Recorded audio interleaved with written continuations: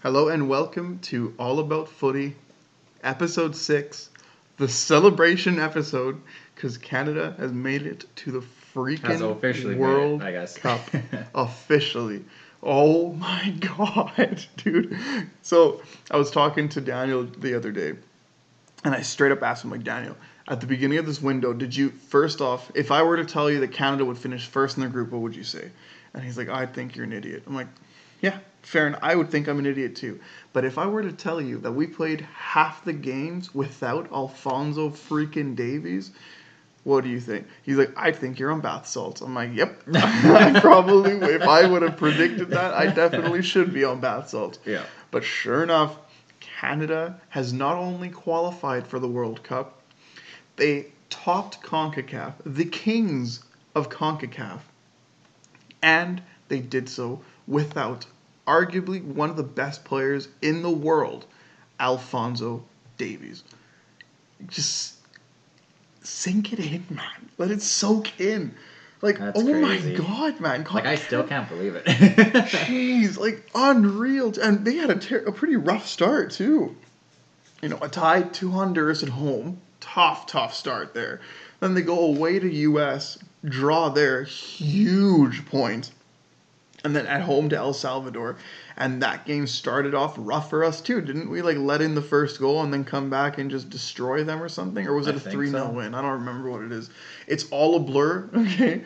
The whole thing is a blur to me. And just, I cannot get over how emotional I got when we finally qualified after that 4-0 win against Jamaica. And it was inevitable. I mean, I'm not going to be cocky about this or anything, but it was inevitable that we were going to qualify. Yeah. Let's not sugarcoat this. And then did you see Davies' reaction when we qualified? Yeah. I that's when I got emotional. When Yeah, I saw me too. Davies get emotional. Yeah. Like,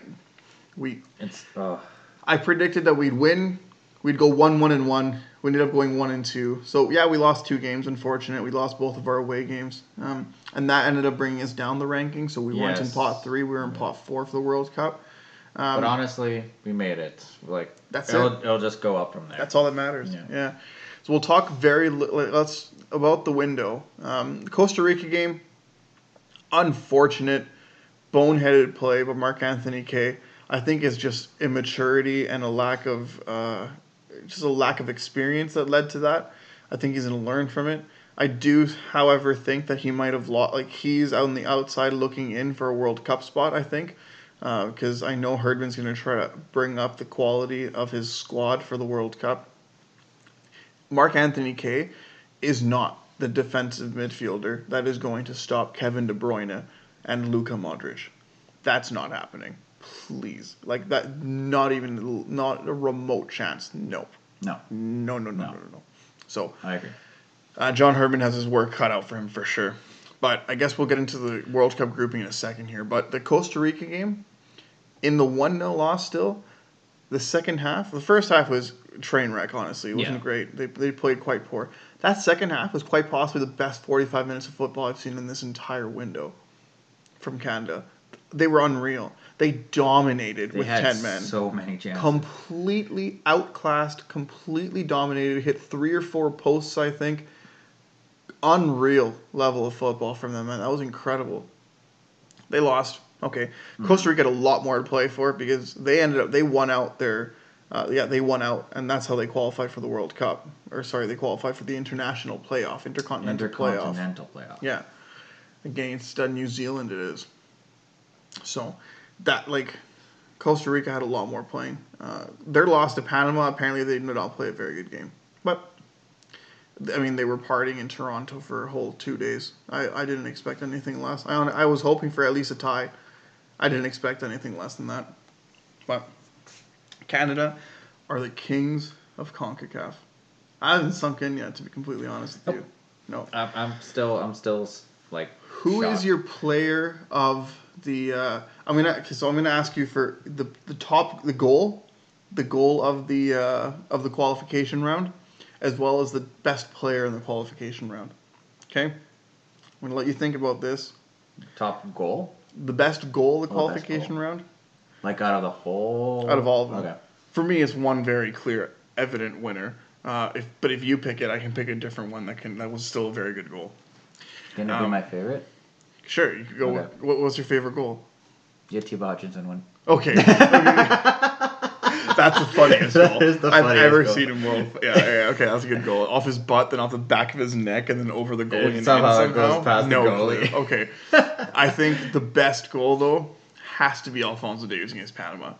Oh, definitely. Definitely. For the situation, no question. That single-handedly won us the game, man. The tides completely turned. And then it just went up from there because we just started winning and not losing, and I guess we've been drawing. But that was the biggest goal for sure. Yeah, that was the best goal in my opinion.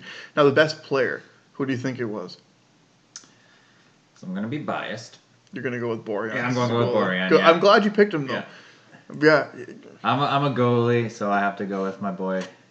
Milan Borjan had 2 of the biggest saves in the entire qualification campaign. And the fact that we finished with the least goals conceded and the best defensive record. Definitely, he is an instrumental part to that. Yeah. Let's not underestimate Richie Larea, Kamal Miller, and Alistair Johnson and Stephen Vittoria. Let's not underestimate that back line. And even then, Sam Adekupke. Let's not underestimate that. Milan Borjan, against Mexico, massive save. Against the States, monstrosity of a save. Against Honduras, to keep us in that game, unreal. Unfreaking real. And even made a big save against El Salvador. He was outrageous. I 1000% agree that he was a big guy. A big key piece of it. For me, he missed 2 games due to, I think it was COVID complications. Stefan Eustachio. Canada has not had a legitimate number 10, a talented midfield presence like Eustachio, and I think ever. I think Stefan Eustachio has to be one of the greatest midfielders that Canada has ever had. And the fact that he chose to represent Canada over Portugal is massive for us. Absolutely. So for me, Stefan Eustachio is the player of the round robin, really. I guess it was a round robin technically. Yeah. For me, it's Stefan Eustachio. Honorable mentions, obviously, Kyle Larin breaking the Canadian men's scoring record. Jonathan David with a couple highlight reel goals. I'm thinking of the Honduras goal in particular.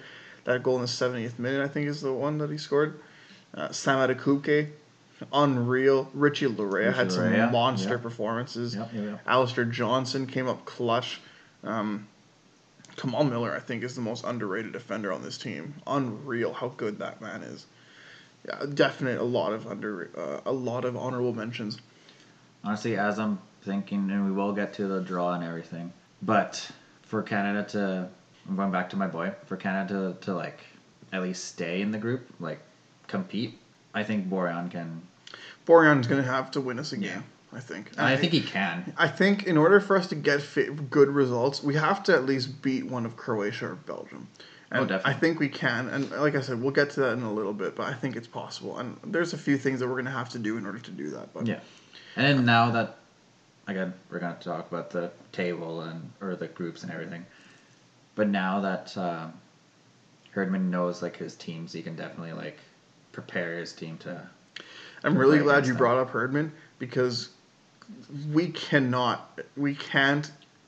celebrate Canadian football being in the World Cup without that man. Yeah. Like what he's done for this country is just outrageous. Listen, man, I'm a broken record. I've said this every single time. Statue. But his pride of representing Canada is just can we make him an honorary Canadian? Give him the Order of Canada, the key to the freaking Parliament building on freaking Ottawa. I don't care what it is, man. Like, yeah, honestly. What that man has done. And did you see his interview after they clinched against Jamaica? He's just straight up, he's like, I went knocking on doors to get funding for this program, and now we're making it to the World Cup. He's never going to have to ask for funding again. They're just going to give it to him because now Canada, you know how many people tuned into the One Soccer World Cup draw on YouTube? Over 1 million people tuned into that. A few 100,000 more tuned into the TSN broadcast. Yeah, I was watching it on TSN, yeah.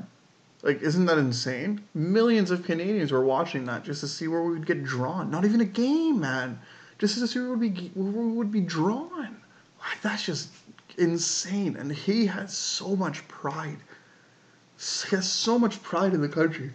Just beautiful to what see. he's done with the women's, and then now he just decided to go for the men's, and then he just made the men's like so much better. And then he brings out the best in people. He brought it, like, Christine Sinclair was unreal football player before even Kurt got there. Yeah.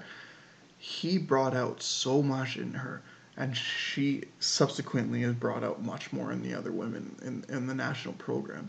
He's brought out the best on the Canadian men's side too. He has brought out the best that Canada has to offer in every level he's touched, and I'm just so happy that he's done us the honor of coming and coaching our national football. He didn't programs. leave for another team, for another country. He just decided to switch to he's the staying men's, here. And then like, truthfully, like, I don't know what they're like. They need to do something to keep him here forever, because that man is a Canadian legend already. Oh, definitely. No question. So, just remarkable. So let's look into the group. So we got drawn into Group F, which is Belgium, Croatia, Morocco, and Canada, from top to lowest seed, respectively. There was a couple groups I would have preferred. For example, Group A would have been a lot easier with Qatar. Qatar, yeah. Okay, yeah. Qatar, Netherlands, which is I think Canada can beat Netherlands. I was gonna say, like, that's gonna be a tough one if we were to play against the Netherlands, but I guess they're getting older. So. Yeah. Actually, the Netherlands are quite young. No, the Dutch are a really young team. The old team is Croatia. Yeah, I'm just thinking of, like, older Netherlands players, but yeah, no. Yeah, but currently, yeah. Right, because, like, it's Frankie de Jong, Marcus de Ligt. That's who's playing for the Dutch right now. Memphis Depay. That's who's playing for the Dutch. That's a good young team. I still think Canada can beat them. We're lucky because we got drawn into a couple of older teams, older squads. We did. Right? But I would have ideally preferred Group A, because I think we're the second best team in there, easy. We could have even topped that group, to be completely honest with you. Even England's Group B, would have been a little better. I'm glad we didn't play Argentina. We didn't get drawn into Argentina. No, I was kind of scared. Yeah, I'm glad we avoided Argentina and Brazil, to be completely honest. Yeah, I was gonna say, like, when I saw the States being in B with England and Mexico being with Argentina and C, I'm like, okay, we're not gonna be there, which is good because it was Argentina and it was England. Mm-hmm. But then I was thinking, like, okay, other than those two that we can't be part of, and I didn't want to be in Group E either, because that's a group of death. That's legit. That's Spain, Germany, Japan, and who? And Costa Rica playoff too. So Costa Rica or New Zealand. That is a definite group of death. Because that Costa Rica is a good team too. That's not even sugarcoating. No, that's a good team. New Zealand, not so much. No, if New Zealand wins, sure, okay, they deserve it because they beat Costa Rica, but that's nowhere close. That is not even. That's not even going to be. No, that's well. It very well could be Japan. Japan's a heck of a team. Japan is doing really good. Yeah, didn't South Korea has beaten Japan in every competition they played in the last little bit. And South Korea beat Germany last World Cup. They did, yeah. That is the group of death. There's no question. Group E is a group of death. You know what sucks though? Oh no! Wait, we're not going to play against F. We're going to play against. No. What? I'm an idiot. We're F. Maybe. They're E. We play against the G's. We play against the winner or loser of G, don't we? First or second place of G. I think that's how it goes. Because A, B, then it's C, D, then it's E and F, then it's G and H. Nope. Oh yeah, that sucks. We're playing East. We're gonna play them in round of 16. Oh no, that's brutal. Whatever. Honestly, I think Spain is a winnable team, and then Germany. But we have to get first through our group. Yeah. Okay? Oh yeah, that's what I said. So tops, the second in the world ranking is Belgium. Okay. They've had their golden generation now for the last almost 10 years. They have yet to win anything. Okay, they finished third in the last World Cup. Croatia, also in our group, finished second in the last World Cup. So we're in a tough spot because we're playing against the second and third best teams in the world according to the last World Cup. We were like talking before, they're getting pretty old. So Yeah, so Croatia lost in the round of 16 of the last Euros. Yes. Belgium made it relatively far. Okay. I think Belgium's the best team in the group. I'm not gonna be a homer and pretend Canada's the best team in the group. I'm not gonna do that. However, do I think we can get a point out of Belgium? Yeah. I honestly think we do. But this is our issue though with both Croatia and Belgium. They have two of the greatest midfielders that we've seen in a very long time. Kevin De Bruyne has to be actually one of the best midfielders to ever grace this earth, in my opinion. He's unbelievable talent. Belgium has the upper hand on us there because we don't have it like a N'Golo Kante type of defender who's going to just be the center defensive mid presence that we need. We don't have that. We're a team that's built on defending and then going on the counter attack, which could work because their fullbacks in both Belgium and Croatia are not that great. So if we just do our typical attacks on the outside, then we have a chance, right? And we have two legitimate strikers. Honestly, I think Jonathan David is in better form than Romelu Lukaku. I think we have the upper hand on forwards. Yeah. We have the upper hand on fullbacks. But then Belgium has the upper hand in the midfield, upper hand on defense, or like center backs, and the upper hand on goalie. I'm sorry, I love Milan Borjan. Thibaut Courtois is one of the best goalies in the world. I definitely top agree. 3. Yeah. Right? So we're going to have our hands full in that sense. I still think it is possible for us to get a point out of it. Okay? I think there's a legitimate chance. I think John Herdman's genius is going to, he's going to figure it out. I'm happy that our first game of the World Cup will be against Belgium, just so we can, get it out of the way. Exactly. Get it out of the way, see where we're at. If we can get a point out of there, we're insane. Smooth sailing. Not smooth sailing, but that's where the confidence in the mind goes up, right? Oh, definitely, yeah. And then it's Croatia. That is a pretty old team, man. Modric is 36. Rakitic is in his mid to late 30s himself, if I'm not, or early 30s. I don't know, 33, 34 around there, somewhere like that. That's an older team, man. That's good. That's not going to be easy for Canada, but we're much faster, and that's what our game's built on. We are very fast. So that's what our game's built on. And this year, we're not going to have many players in Europe and playing the big leagues. John Herdman has told his players, hey, you want to play on the men's national program here? You're going to have to start playing in the big leagues pretty soon here. So more and more Canadians are going to go over there, try to play in the big leagues, develop properly that way, and then we're going to have a very competitive squad in the 2026 World Cup. Right. This squad that qualified for the World Cup for the last time and God knows when, right? Because we're not qualifying for the next one because we're already in it. We don't have to go through it. And 2030, this World Cup is going to be also 48 teams. 6 teams in CONCACAF are going to make it. It's not a competition anymore. You just get in as long as you're decent. Basically, we're just going to get in, from what happened, this qualifying. Yeah. We're going to get in. Yeah, I mean, again, knocking on wood, but... Yeah. Yeah, and then you have Morocco. But Morocco, many people are thinking, oh, whatever, it's a cakewalk. They have Hakimi. Hakimi and Alphonso Davies are considered the 2 best fullbacks in the world of football right now. Them, and if you had Trent Alexander-Arnold and Andy Robertson, between the 4 of them, those are the 4 best fullbacks in the world at the moment. So we have it in tough against Hakimi. So Davies is going to be very much in great difficulty against just Hakimi. But then I wouldn't put Adekupke. He's more of an offensive threat. I'd put Alistair Johnson on the side to help cover it. Mm-hmm. Right.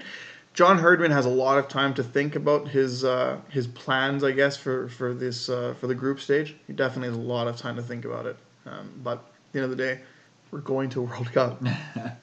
I'm just so happy, man. Yeah. So besides Group A, and I guess Group E, because you were talking about Group E, what other group were you thinking, or were you wanting? I would have liked the last one, dude. Group H? I would have liked H with Portugal. I was hoping Group H. Yeah, we were almost got it. We were the last team picked. We could have gotten it if it wasn't for the damn intercontinental team that was there. That would have been or was it Morocco? Because Ghana ended up going there. I would have liked going there instead of Ghana in Group H. I don't remember, but yeah, no. Ghana just took that spot because something happened in the other groups that... I think it was Morocco because of Morocco. Yeah. Yeah. But that would have been... I guess... quote unquote It would have been an easier easier group. Let's not even sugarcoat this. Portugal is not Not the Portugal of same. old. Yeah. No, And they have two Ur- superstars. And then Uruguay isn't the same either. No, Uruguay is very poor right now. Yeah, and And then who's then the other? Who's Korea. the fourth team? Korea Republic. Korea. You know what? The teams that get out of that group might actually be Korea, and if Canada would have been there instead of that last international team or intercontinental team, right? Yeah. Was it an intercontinental? No, it was No, Europe. Wait, what? Who's the four groups? In Four Group teams. H? Yeah, it's Portugal, Ghana, Uruguay, and Korea. Oh yeah, I would have liked to have replaced Ghana in there. Yeah, because Ghana wasn't able to go to F, so they. Yeah. So the round of 16, we're gonna have a lot of time to talk about this. Both France and Germany, Spain and Germany are getting through Group E, and Canada, if they make it through, they're gonna have to play one of those two. So That's gonna be tough. that is gonna be tough. Although Alphonso Davies really does want to play against Germany, so that could work out fine. My bold prediction that Canada makes it into the quarterfinals is looking very difficult. Very difficult. But our group itself, possible. I think we can get out of the group. Yeah. It's going to be, the round of 16 is going to be an unbelievably difficult matchup. I'd rather play Spain than Germany, but I still think they both can be winnable. Canada's got such a good team, man. They just, as long as they perform the way that they can, and it'll be interesting to see how they handle Belgium. And they're so young, round. So they have so many more years to improve and then get better. I'm just ecstatic that they're there. I want them to compete. I want them to play hard, and I want to see what they're capable of doing at this World Cup. Next World Cup, that's where I want some wins. Oh, definitely. And I'd love to. That's where I think quarterfinal needs to be a realistic goal for 2026. Especially when you're at home for the first 2 games. Especially that you have 4 years to really build. Yeah, and then Alphonso Davies will be just starting his prime at that point. Isn't that crazy to think? Isn't that so terrifying to think? Oh my god! And for all maybe more, there's a report out there that says that John Herdman went up and told Marcelo Flores that, hey, you'll be in my World Cup squad, just straight up, like commit to Canada and you'll be on my World Cup squad. This one? Yeah. We'll see. I don't even know if it's true, but I can see it being true because he is asking for the best of the best. And Marcelo Flores, there's very few that are better than him, and he would be an exceptional substitute to Stefan Eustáquio. Mm-hmm. Anyways, I think that's everything for today's episode, hey? Anything else that you would like to add? Apart from the fact that we qualified for the freaking World Cup. No, not really. No? Right. I was going to talk about quickly of our other country because we're from Peruvian descent, hoping that Peru can beat either. Yeah, well, they got another Australia they got a tough draw again. They got France and Denmark again in their group. So but as long as they qualify, that's the same thing with Canada. They have a chance. Yeah, it'll be tough. I think the group of death is E. I mean, Peru got the toughest draw. I would have hated to be in the France and Denmark group, so I'm glad that Canada didn't get there. That would suck for them for sure. It's just funny how Canada was just last, like the last team to be put in. Yeah, right. It's like, oh, where's the suspense? Like, oh, we all know where it's going now that we didn't get picked. But it's like we actually knew when they start. It just looked like we were just like the underdogs now, like. Just like our Cinderella story is just gonna keep getting better. There's this article that I read today about like who are the pretenders, who are like just happy to be here, pretenders, knockout stage or group winners, knockouts, whatever it is, and they just named they ranked the teams from the absolute worst. They were 5 worst to the potential champion in Brazil. Canada was the worst team. They put them with Qatar. Canada, Qatar. They don't have any chance of making it anywhere close past the first round. Like they're just happy to be there. They're not going to even get a score. And I'm like, okay, clearly this is an English newspaper that knows nothing about this. So yeah, that Canada's going to score some goals. Knocking on wood, and they're going to compete. I think this is going to be the dark horse. There's always one country as a dark horse. I think Canada's a very good chance of being the dark horse because nobody knows what they're capable of. What we're made of. Yeah. So. we'll see. I mean, and all about footy. We're gonna do one before the World Cup starts, obviously, and I think it's when like the international friendlies get announced. But there's also the Nations League happening in the summer, Yep. so we're gonna probably be talking about that as well. So, yeah, and maybe who knows? By the time the World Cup comes, we'll probably be recording in our new studio with some video. So that'll be exciting. Yeah, so I'm pretty excited about that. Yeah, me too. Yeah, I'm pumped, man. That's gonna be awesome. But anyways, thank you everybody for listening to the CanHas podcast, all about footy, episode 6. Oh man, I'm just so excited that we're at the World Cup, dude. I cried. I was so happy. But thank you everybody for listening to our episode this week. Tune in later on next week, actually, for CanHas podcast, episode 25. Our quarter century milestone. Yep. That's exciting. So thank you everybody for listening, and we'll see you next week.